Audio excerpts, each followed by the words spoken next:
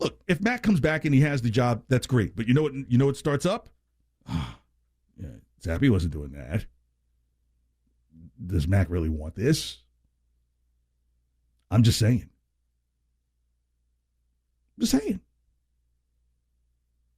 And I don't want to make it seem like it's a knock on Mac Jones, but it's almost kind of like, look, the crown prince is here. Doing the gritty at the Pro Bowl. Yeah, on a play that was whistled dead, by the way. It's almost kind of like, hey, can we see the improvement on the field where the mistakes that are obvious to everybody, those need to be correct. Those should have been corrected before this year started. The screaming, I forgot the interception, was it against Baltimore, where he comes back to the bench screaming, cover four, cover four? How about you throw it out of the back of the end zone? Play for another down, son. So there are some things that people feel like, hey, Bailey Zappe just feels a lot more comfortable in whatever the system is.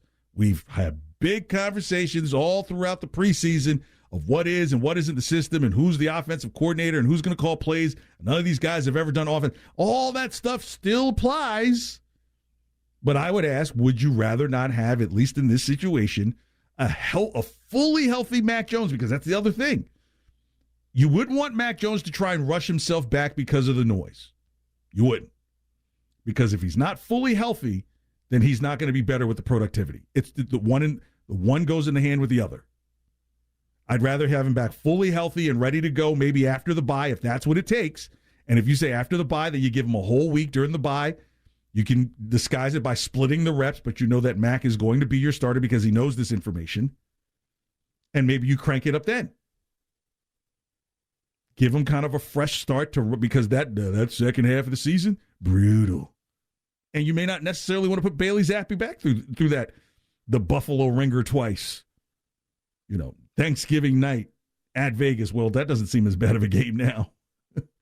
I'll get into Josh McDaniels here in a few. But here's Ross Tucker on Maloney, Fourier, and Mego talking about, look, is there pressure being put on Mac by Zappe?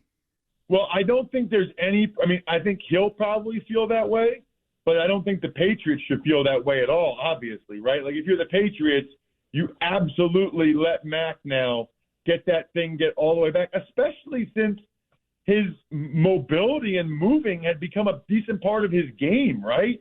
You absolutely need to get him in a position where he's 100% because Zappe has shown that he's good enough and can hold down the fort. So I think Mac Jones will be battling to come back. I think the Patriots should be smart to make sure he can really push off that ankle and really be athletic and make some plays with his legs like he had done. I think what the more interesting thing is, I think there's a great chance the Patriots beat the Browns.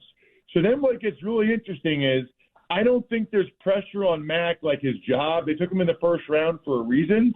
But it's similar to the Cowboys with Dak Prescott and Cooper Rush. It's not like there's pressure on these guys to win or they'll lose their job, but it's still a bad look, right? Like if Zappe and the Patriots beat the Browns and then Mac comes back and they lose, then we start having some serious questions. Then people are like, oh, wait a minute here. That's the same. Like if the Cowboys try to bring Dak back Sunday night against the Eagles and the Eagles beat them, people are going to point out the fact that Cooper Rush has never lost a game. Yeah. That's the part that I hope people would understand. It's kind of like the old beer commercial. Tastes great, less filling, tastes great. Both can be true. It can taste great and be less filling. And that's the person who gets booed, right? Like the non-pandering guy. Can't we all get along? But yeah, Zappe can be good and serviceable, and Mac can still be the quarterback of the Patriots.